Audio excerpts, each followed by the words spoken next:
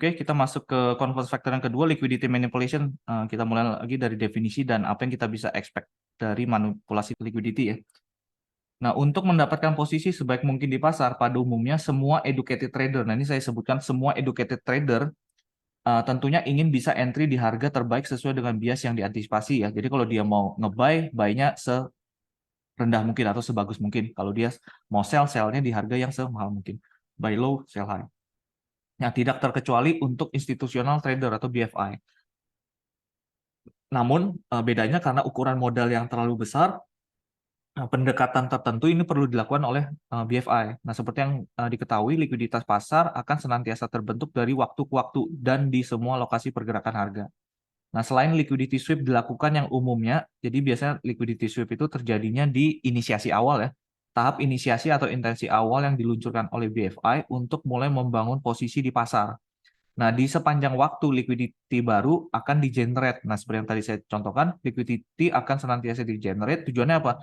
Untuk memancing lebih banyak order di sisi lain yang dapat dimanfaatkan oleh BFI, baik untuk memitigasi resiko dari posisi mereka yang sudah ada sebelumnya, mungkin buat mengurangi resiko atau mungkin nge-lock profitnya.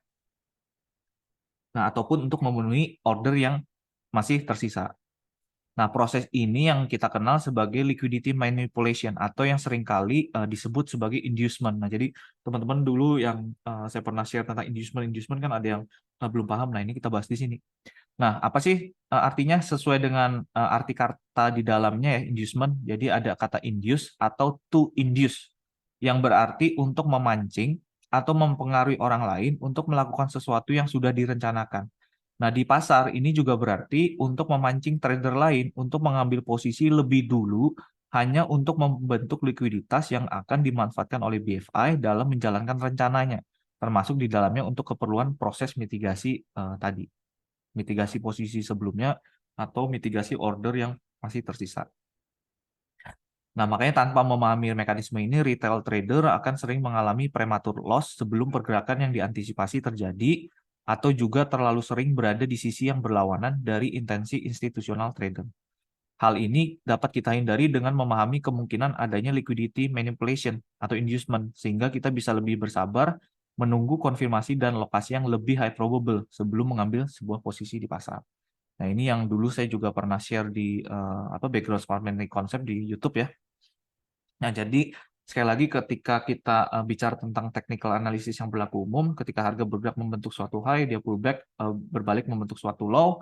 Nah, ini bakal banyak pendekatan yang dilakukan oleh setiap trader ya. Nah, yang paling banyak digunakan misalnya harga sudah membentuk high, dia membentuk low. Ketika harga mendekati high sebelumnya, nah ini banyak atau seringkali retail trader menggunakan pendekatan ini nih.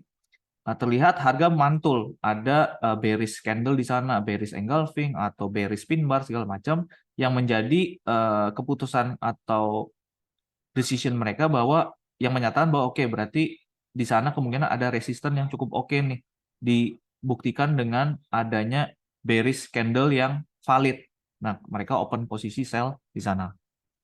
Nah, terlebih kalau misalnya kondisi ini yang kita kenal dengan pattern double tops ya, atau kalau di bahasa kita kenal sebagai equal highs.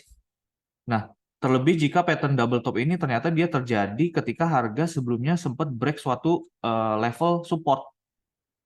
Support di break menjadi resisten baru. Nah, ketika pattern atau pola double top tersebut juga dikonfirmasi dengan proses pengujian level support yang sebelumnya di break yang kemudian mereka asumsikan sebagai resisten level yang kuat. Nah, ini otomatis akan memancing lebih banyak pelaku pasar yang awalnya dia nge-sell di atas, dengan ditambah konfirmasi ini harga berhasil retest support yang berubah jadi resisten, misalnya harga sudah bergerak di bawah. Nah, ini bakal banyak seller-seller baru yang masuk ke pasar gitu. Nah, otomatis ingat semua trader yang membatasi resikonya, dia nge-sell di sana ya, sesuai dengan pendekatan technical analysis yang berlaku umum dan masif, penempatan stop loss yang paling umum dilakukan, mereka akan menempatkan di sepanjang area di atas level yang mereka percaya sebagai area resisten gitu.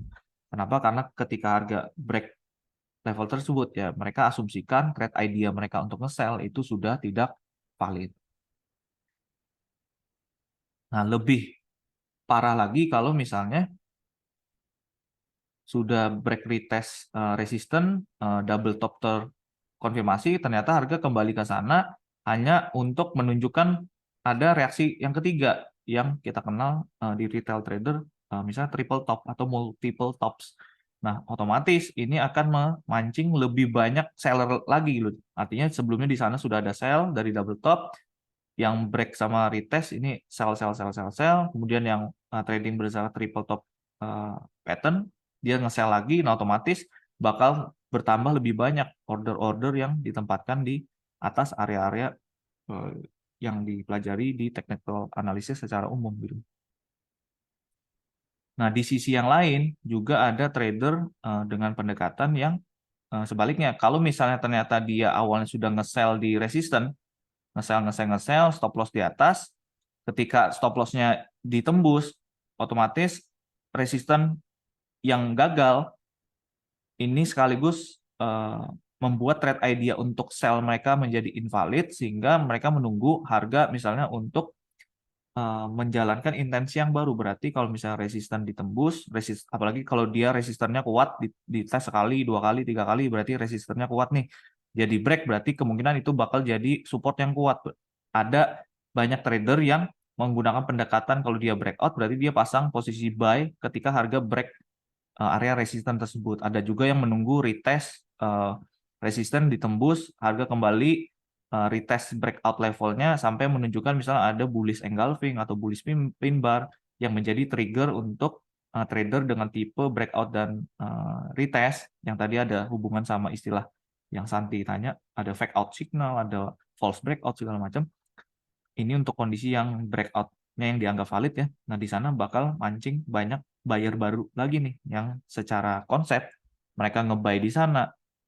Yang paling umum dikenal untuk penempatan stop loss-nya diletakkan di bawah swing low terdekat. Bisa di bawah swing low ini, bisa di bawah swing low ini, bisa di bawah swing low yang lebih bawah lagi. Nah, jadi intinya di sekitar area-area seperti ini, di sanalah kita bisa asumsikan banyaknya likuiditas atau order yang terbentuk di pasar, di atas dan juga di bawah.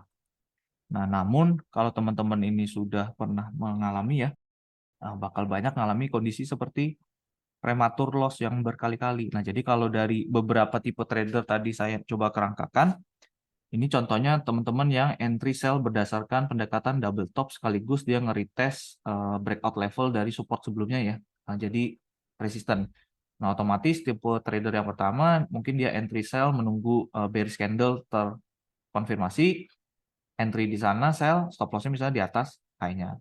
Tipe yang kedua misalnya dia entry berdasarkan triple top pattern. Dia entry setelah pantulan ketiga ada bearish candle, ada bearish pin bar atau apapun itu, dia stop loss misalnya di atas high atau di atas resisten. Ada juga yang tipe 3 dia awalnya sell, terus ternyata sellnya kena stop loss, dia ganti arah nih. Oh, berarti ini resisten di break berubah jadi support. Berarti dia entry di breakout levelnya mungkin stop loss di bawah swing low terdekat. Dia entry buy. Atau ada juga yang menunggu tadi break kemudian retest ada bullish candle, berarti dia buy setelah bullish candle ditutup, stop loss mungkin di bawah low terdekat. Nah, ini yang terjadi di pasar, kita tahu berarti berbagai macam buyer dan seller dengan berbagai antisipasi dan ekspektasi tadi, otomatis asumsi kita adalah banyaknya order yang terbentuk baik di atas atau di bawah suatu swing low, atau ini kan tadi yang kita kenal dengan equal highs ya. Nah, makanya kenapa di sana kita pelajari banyak likuiditas atau order yang ditempatkan di sekitar structural point tadi, apalagi yang semakin signifikan structural point tersebut terlihat gitu loh, seperti equal high atau trendline tadi. Nah, kondisinya seperti ini nih. Nah, cuman yang sering terjadi adalah ternyata proses pembentukan likuiditas tersebut cukup sering menjadi bagian dari liquidity manipulation oleh si BFI atau smart money yang tujuannya hanya sebagai inducement. Nah, makanya kenapa ini istilah inducement nih teman-teman bisa baca lagi, inducing other market participant to place more orders in the market, which also means to create more liquidity, only to be used as a catalyst by much larger market participants (BFI) to mitigate or to fill the remaining orders left somewhere in the market. Jadi tujuan inducement adalah dia membentuk liquidity pool hanya untuk mancing berbagai market participant lain tadi, ada yang nge-sell, ada yang nge-buy, tujuannya hanya untuk create liquidity. Nah, tujuannya apa? Dia bentuk liquidity hanya untuk menggiring harga kembali ke area-area tertentu di mana yang secara konsep kita pelajari kemungkinan di sana ada jejak si smart money atau BFI, di mana di sana kemungkinan ada sisa order mereka yang masih tersisa menunggu pemenuhan. Nah, mereka memanipulasi likuiditas. Jadi kenapa sih ini sometimes harga ketika dia break suatu structure sebelum kembali ke suatu supply atau demand zone ini terlihat ada harga dia berbelok beberapa kali. Nah, ini salah satu bagian di dalamnya ini adalah partisipasi dari si BFI juga. Jadi ada beberapa posisi yang mereka coba ngambil take profit dulu, tujuannya hanya untuk menciptakan likuiditas di proses pergerakan atau fase koreksi atau pullback ini gitu. Jadi ada sebagian posisi yang dia open dan close di sepanjang pergerakan pullback, tujuannya apa? Untuk menggiring atau menginduce atau inducing other market participant untuk meng-create lebih banyak likuiditas lagi. Nah, tujuannya untuk apa? Supaya mereka bisa menggiring harga, ngambil likuiditas tersebut hanya untuk memitigasi atau memenuhi order mereka yang ditinggalkan atau tersisa somewhere in the market. Nah, somewhere in the market ini yang kita pelajari, market structure dan juga supply demand zone. Nah, jadi cukup sering ini yang terjadi adalah dengan berbagai tipe 1, 2, 3, dan 4 trader tadi yang menempatkan open posisi dan stop loss mereka di sekitar area tersebut. Nah, yang sering terjadi adalah harga ternyata berkali-kali menginduce mereka untuk sedikit memberi apa ya, kemanisan atas trade idea mereka dengan cara menampilkan tadi, oh ada bearish candle, oh ada bearish engulfing, oh ada candle rejection. Karena ini yang paling digemari oleh trader retail ya. Ketika melihat rejection candle, happy-nya setengah mati gitu. Apalagi kelihatannya di level-level support atau misalnya resistance, atau mungkin di level-level indikator yang umum digunakan, misalnya moving average. Ketika harga kembali ke moving average, lihat ada bullish candle, happy banget nih, berarti moving average-nya berlaku valid karena ada rejection candle segala macam. Nah, ini bagian dari inducement ya. Nah, yang sering terjadi adalah ternyata semua sempat mungkin yang nge-sell di sini sempat ditunjukkan ada manisnya, oh saya lagi floating profit. Nah, tergantung dia manage resikonya gimana ya. Ternyata harga digiring lebih tinggi, setelahnya hanya untuk take out dia, untuk ngambil likuiditas dari stop loss ordernya dia. Nah, termasuk juga tipe trader yang lain. Nah, jadi ketika ini harga dia bergerak naik untuk memitigasi suatu supply zone, likuiditas yang dibentuk ini diambil oleh si BFI hanya untuk membawa harga bergerak lebih rendah, menjalankan atau melanjutkan intensi dari BFI yang sudah sejak jangka panjang ini sudah disusun gitu. Nah, jadi ini semua likuiditas dari trader tipe 1 diambil, tipe 2 diambil, tipe 3 diambil, tipe 4 diambil. Nah, ini yang kita pelajari liquidity sebagai confluence factor yang kedua, liquidity manipulation. Jadi ketika kita melihat kondisi-kondisi inducement ini terjadi di pasar, hati-hati jangan keburu-buru ngambil posisi. Apalagi kita tahu di atas ada area supply demand zone yang belum termitigasi, ada imbalance yang tersisa. Nah, sabar dulu, jangan karena kita ngelihat ada pola double top atau ada bearish engulfing segala macam. Nah, ini kita buru-buru open posisi di sana. Artinya itu kita kena pancingan, karena inducement gitu, karena jebakan Batman. Nah, jadi sabar nunggu gitu. Ntar ada yang chat, kamu sekarang juga pakai breakout entry, enggak? Ini cuma simulasi aja Tarik, itu cuma istilah ilustrasi buat menunjukkan ini ya, yang umum dipakai trader retail. Kalau kita di SMC sih kita nggak ada istilah breakout. Kita pakainya structure-nya di break atau enggak, break of structure atau enggak. Oke.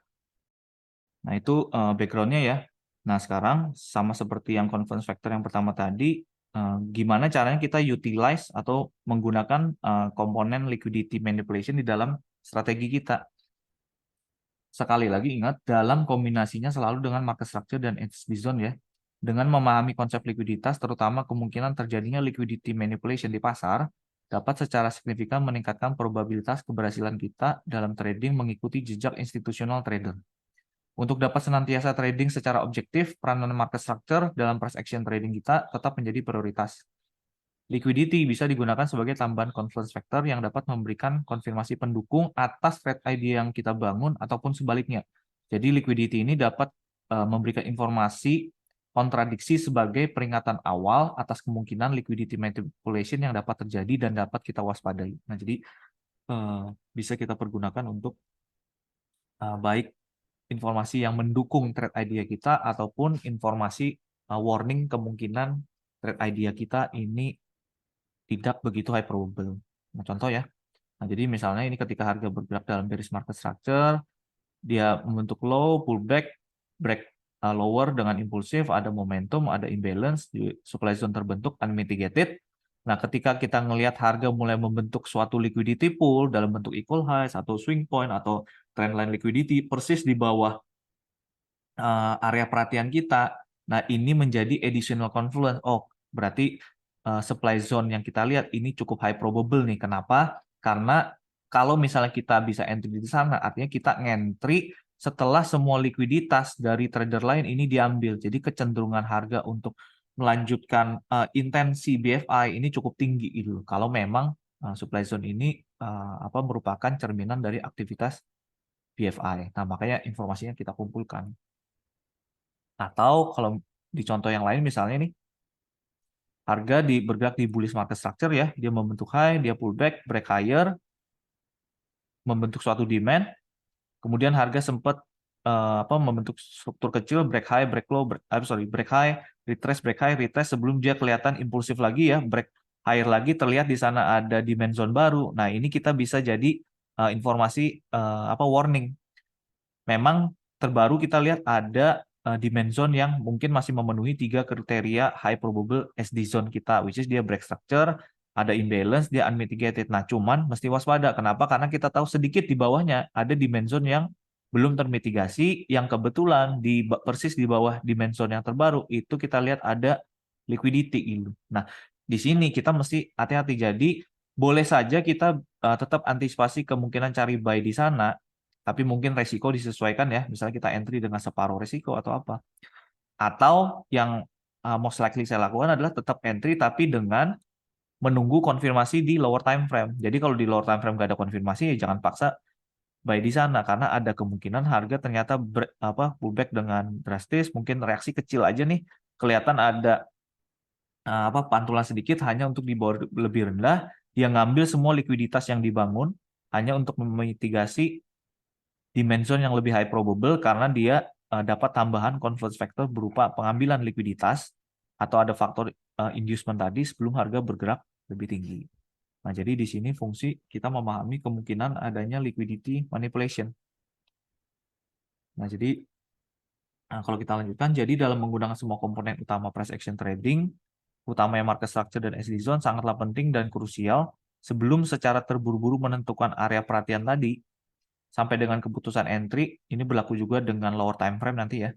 Pastikan untuk selalu melihat apa yang terjadi di sekitar pergerakan harga terkini, termasuk di sekitar area perhatian yang kita lihat. Nah, jadi ini teman-teman biasakan diri, kuncinya adalah selalu pertanyakan di kepala kita beberapa pertanyaan berikut nih ketika kita melakukan top-down analisis dan perencanaan trading.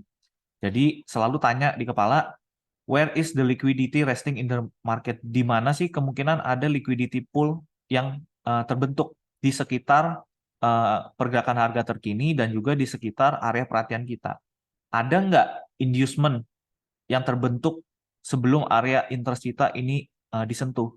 Atau yang ketiga, is there any liquidity pool? Ada nggak liquidity pool yang terbentuk di sekitar area perhatian kita yang kemungkinan bisa membawa harga bergerak sedikit lebih tinggi di luar area interest tersebut hanya untuk mengambil likuiditas tambahan. Nah, jadi 3 pertanyaan ini yang teman-teman mesti ini ya selalu pertanyakan ketika melakukan analisa atau plan tradingnya.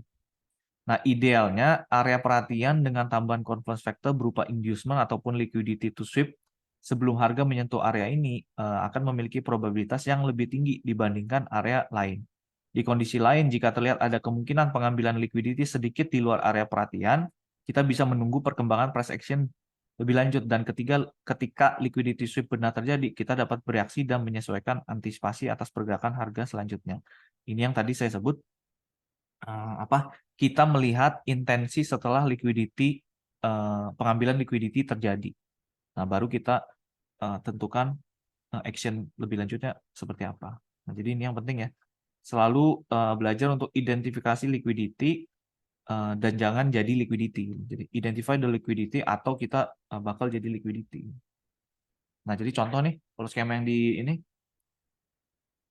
bayangkan ketika kita sedang melakukan analisa ya, misalnya di M15 deh misalnya. Di M15 kita lihat harga sedang bergerak dalam bearish market structure. Harga membentuk low, dia pullback, ingat bantuan market structure kita 4 counter trend pullback. Nah, harga membentuk high, sebelum dia break lower, ternyata harga sempat membentuk equal highs di sana. Nah, kita tahu di atas equal highs kemungkinan ada liquidity. Nah, walaupun harga berhasil break lower dengan impulsif, ada imbalance dan ada supply zone di sana, cuman di kepala kita sudah tahu nih waktu melakukan analisa, ini valid supply zone, tapi hati-hati ada liquidity point di atas. Nah, ini kita atur strateginya gimana.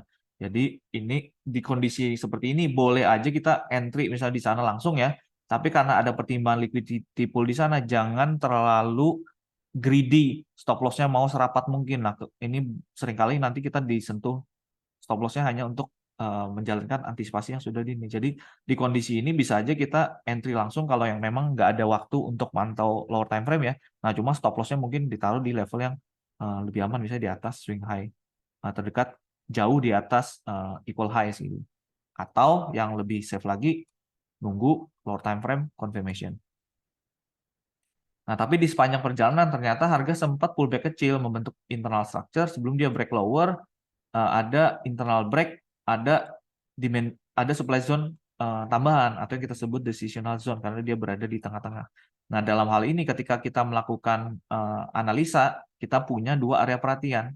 Nah, tetap boleh di marking dua-duanya karena apa? Karena harga tidak harus kembali ke level ekstrim sebelum melanjutkan intensinya. Bisa aja dia bergerak pullback ke supply zone yang berada mungkin di 50% level retracement atau sudah masuk ke area premium ya sebelum dia melanjutkan intensi bearish-nya. Nah, cuman informasinya kita kumpulkan. Nah, kita manfaatkan. Kalau ternyata ketika harga kembali pullback mendekati decisional supply kita, harga mulai membentuk ada liquidity pool atau inducement persis di bawah supply zone decisional kita. Nah, ini bisa menambah confluence factor bagi kita. Oke, berarti nih kalau saya cari peluang sell di sini, ini masih cukup high probable. Kenapa? Karena kita dapat tambahan confluence factor berupa inducement atau liquidity manipulation. Jadi ketika harga dia break di sana, kita sudah ngambil likuiditas dari trader-trader lain. Nah, kalau di sini ada konfirmasi di lower time frame, misalnya harga mau balik arah, ada bearish shift, nah kita entry di supply zone misalnya di M1 atau M5. Nah, ini jadi tambahan confluence factor. Nah, beda cerita kalau misalnya harga ternyata sebelum pullback ke decisional zone kita, dia ternyata pullbacknya drastis nih. Nggak ada pembentukan liquidity segala macam. Nah, ini bisa jadi warning awal kita ya. Walaupun mungkin bisa aja harga tetap ngasih reaksi nih, tapi reaksinya kecil sebelum harga break higher. Hanya untuk mitigasi ekstrim supply sebelum melanjutkan bearish momentumnya secara drastis gitu. Nah, ini bisa jadi informasi bagi kita. Artinya jangan buru-buru nih ngambil atau memaksakan entry di supply yang decisional karena ketika ini terjadi kita tahu oh ternyata harga dia bentuk liquidity baru dalam bentuk equal highs, inducing people untuk sell sedini mungkin padahal hanya untuk dipancing untuk diambil likuiditasnya untuk memitigasi supply zone yang lebih tinggi. Nah, jadi ini mesti hati-hati ya. Nah, jadi kita manfaatkan informasi kemungkinan inducement atau liquidity manipulation dalam merencanakan strategi gimana cara kita approach atau entry marketnya, nunggu konfirmasi atau fokus ke extreme zone, misalnya seperti itu. Nah, jadi ini contoh ya. Nah, ini yang saya mau bantu tanamkan mindset ini ke teman-teman gitu. Nah, jadi ketika kita melakukan analisa, misalnya di M15 kita ngelihat seperti ini ya, harga bearish, dia break structure, ada 2 supply zone, beserta beberapa liquidity point yang kita tahu di sana ada likuiditas. Nah, selalu kita di benak kepala harus siap dengan berbagai skenario gitu. Nah, skenario mana yang terjadi lebih dulu, nah kita sesuaikan actionnya gitu.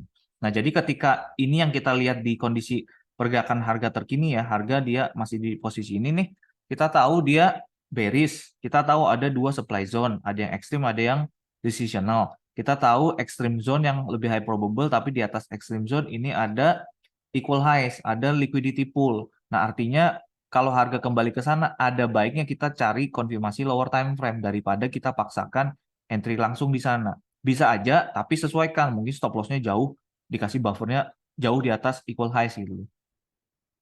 Termasuk planning alternatif, ada decisional zone di area misalnya 50% retracement atau sudah masuk ke area premium. Ada inducement di atas persis di atas decisional supply kita. Nah, artinya ketika harga kembali di sana, kalau ada lower time frame confirmation, ini saya valid nih, saya tertarik untuk ngambil peluang saya lebih dulu. Kenapa? Karena sudah ada tambahan inducement atau liquidity manipulation persis di bawah decisional supply yang kita pakai.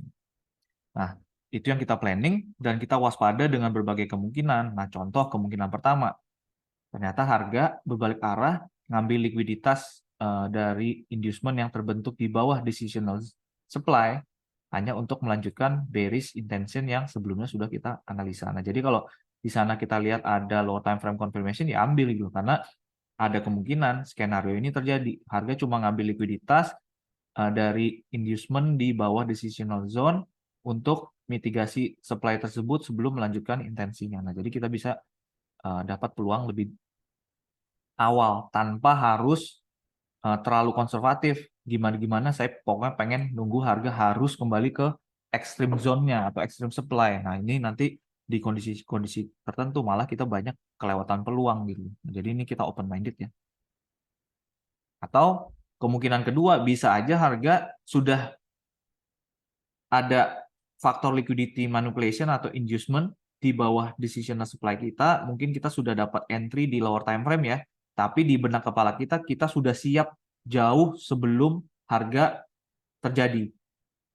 Kita ngambil sell di sana, kita manage, terserah hasilnya apa, mau loss, mau break even, mau profit kecil, tapi kita sudah siap dengan kemungkinan harga bisa sewaktu-waktu dibawa berbalik arah lebih tinggi lagi hanya untuk pullback lebih tinggi untuk memitigasi supply zone yang lebih ekstrim. Nah, artinya jika ini terjadi, kita siap ngambil posisi lebih dulu, nanti ada peluang lagi kita ngambil lagi di atas gitu. Kenapa? Karena secara trade idea ini masih valid. Harga berada di bearish market structure, berada di range high dan low-nya misalnya M15 ya. Dan kita masih antisipasi terserah harga pullback-nya mau setinggi apa, kita cari sell untuk mengantisipasi harga bergerak lebih rendah. Nah, cuman berbagai skenario tadi kita sudah analisa atau rencanakan di depan ketika kita ini kondisi harga masih kayak gini nih. Nah, kita manfaatkan pengetahuan tentang liquidity sweep, liquidity manipulation tadi untuk ngatur strategi kita gitu. Gimana caranya approach ke pasar.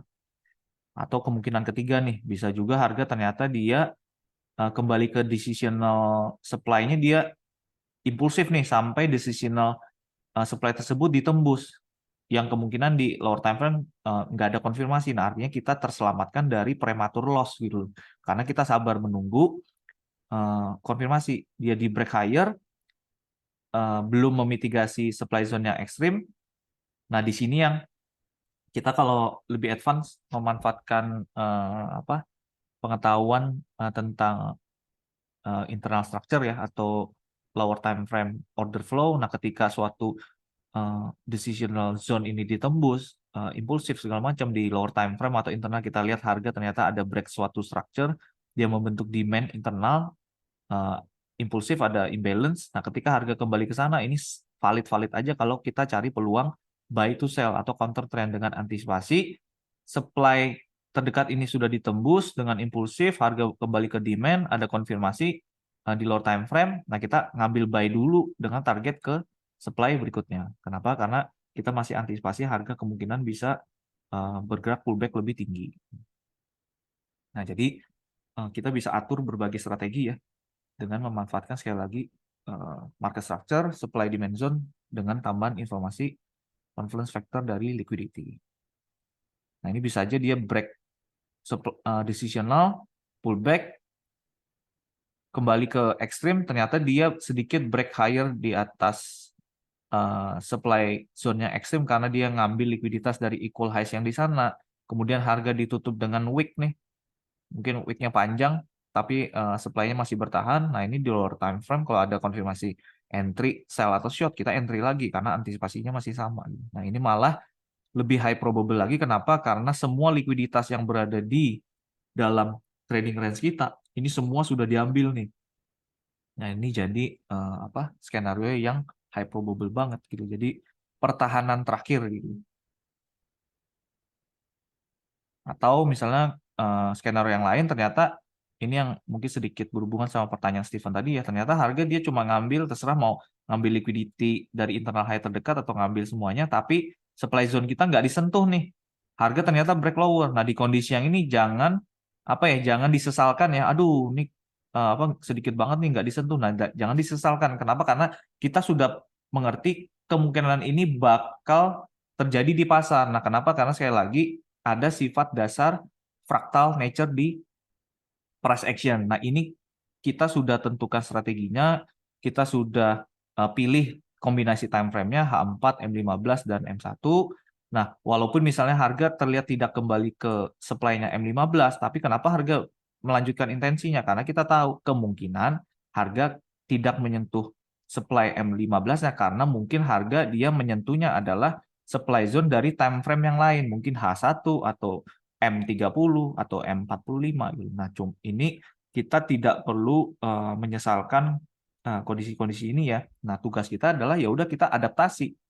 Ketika ini area perhatiannya tidak disentuh dan harga membentuk structure atau trading range yang baru, kita ulangi prosesnya. Berarti low di sana, high-nya di sana, low-nya di sini. Nah, kita ulangi. Berarti di sini ada supply zone baru, ekstrim, di sini ada supply zone baru yang decisional. Nah, kita ulangi proses ini di mana ada tambahan liquidity, ada inducement nggak, ada equal high atau enggak. Nah, yang ini biarkan ini jadi referensi untuk price action di kemudian hari. Karena siapa tahu ternyata di kemudian hari harga break lower, dia balik arah, kembali ke supply zone yang sebelumnya ini belum dimitigasi ya. Nah, ini kita bisa pergunakan untuk cari peluang counter trend atau sell to buy untuk kembali ke demand baru di dalam bullish market structure gitu. Nah, jadi kita adaptasi dengan perkembangan harga. Nah, ini untuk yang komponen kedua. Nah, sebelum saya masuk ke topik terakhir hari ini, ada pertanyaan teman-teman tentang inducement atau liquidity manipulation? Silakan. Kok nanya kok? Boleh. Yang tadi kan inducement itu contohnya di bawah supply ada equal high atau trendline liquidity.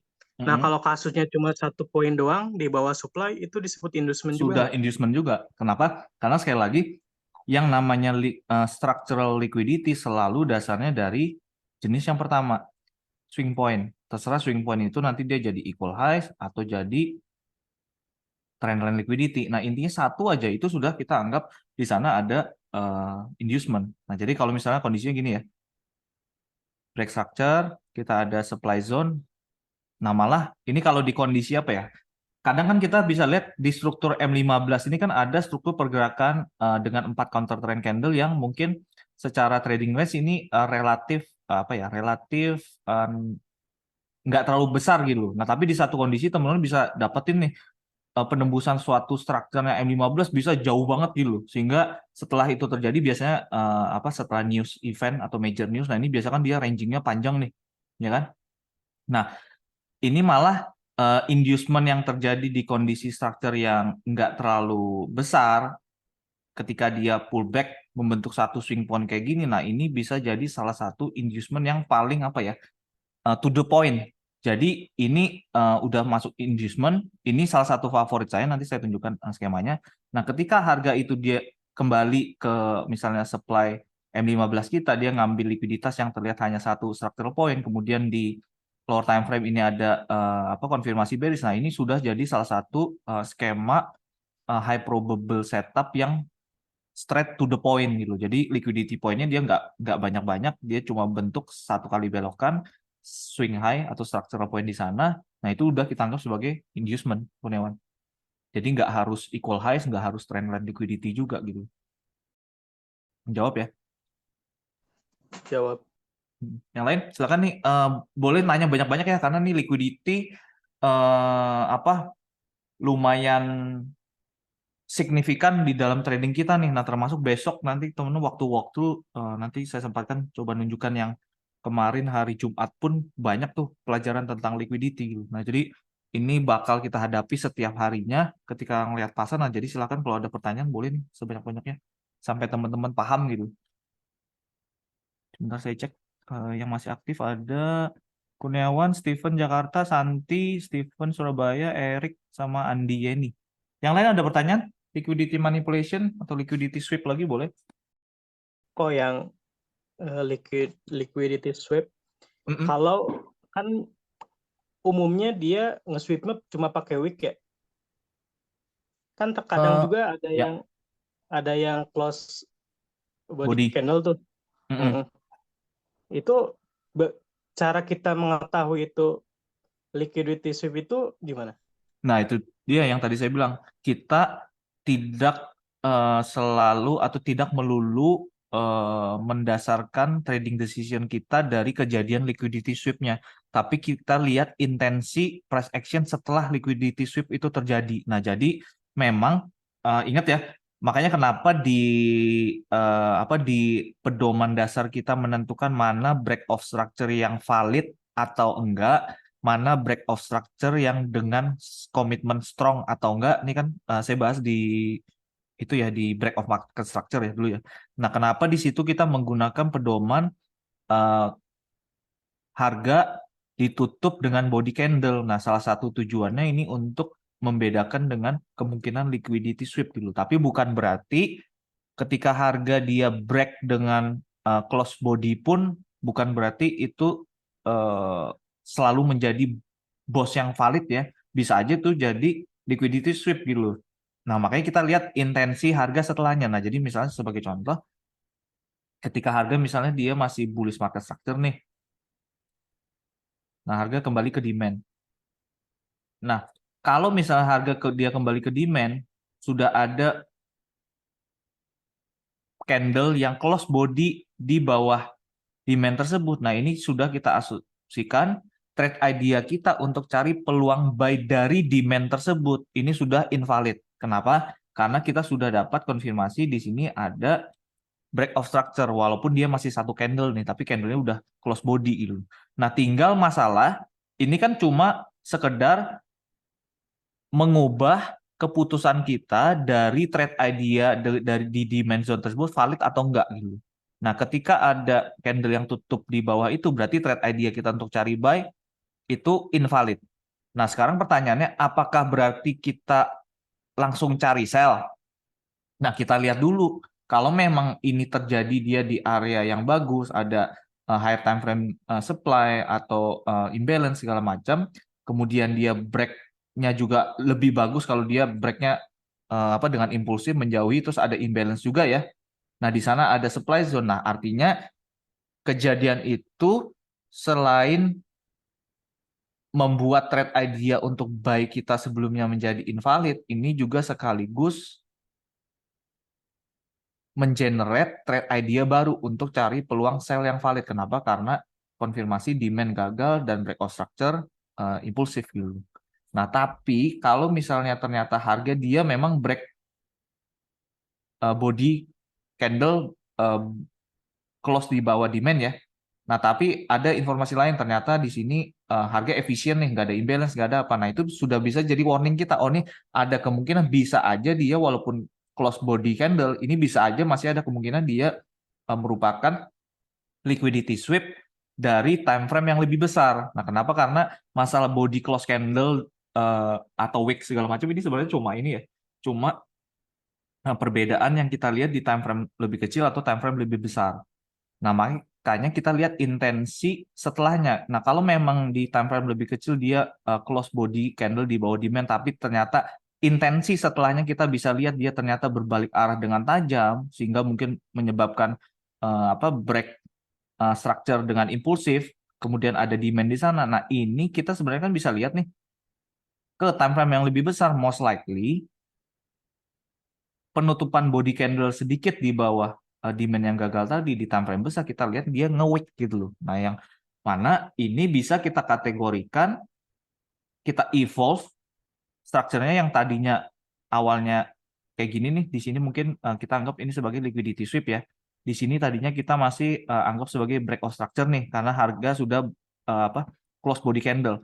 Nah, tapi ketika ini kita lihat intensi setelah harga mencoba break suatu structure sekaligus mencoba mengambil suatu liquidity. Nah, kita lihat kalau ternyata dia dibawa bergerak lebih tinggi, break structure yang baru. Nah, yang di sini kita sudah identifikasi sebagai breakout structure, ini kita bisa evolve. Oke, berarti ini cuma bagian dari liquidity sweep.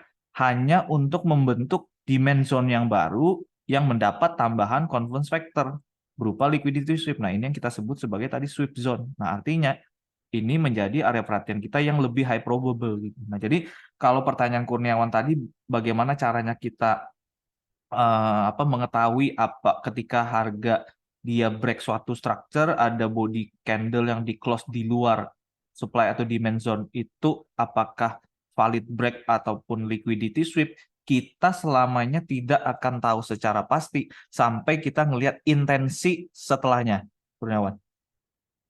Nah, jadi kita tetap fleksibel dengan berbagai skenario. Nah, kita sabar nunggu price action setelah harga mencoba break suatu structure tadi, dia mau geraknya kemana gitu. Nah, karena kan at the end of the day ketika kita mau mencari peluang pun kita kan menunggu sampai suatu supply demand zone kan terbentuk nih, di mana kriteria kita supply demand zone yang high probable untuk kita trading kan ya adalah harga harus break structure. Dia break structure, dia impulsif, ada imbalance, dia unmitigated gitu. Nah, terserah terjadinya di mana gitu. Itu jadi syarat dasar kita apakah zona tersebut dia terbentuk dari percobaan harga yang tadinya kelihatan dia break structure ke bawah, ternyata hanya untuk dibawa berbalik arah melanjutkan bullish structure yang sebelumnya sudah terbangun gitu. Hanya untuk ngambil likuiditas sedikit di bawah higher low terkini. Terjawab Kurniawan? Atau ada yang mau diperjelas lagi? Terjawab. Jawabnya. Yang lain? Steven, Santi, Nyo, Erik, Andi, ini? Yang chat. Aman, Pak. Oke. Saya lanjut dulu ya.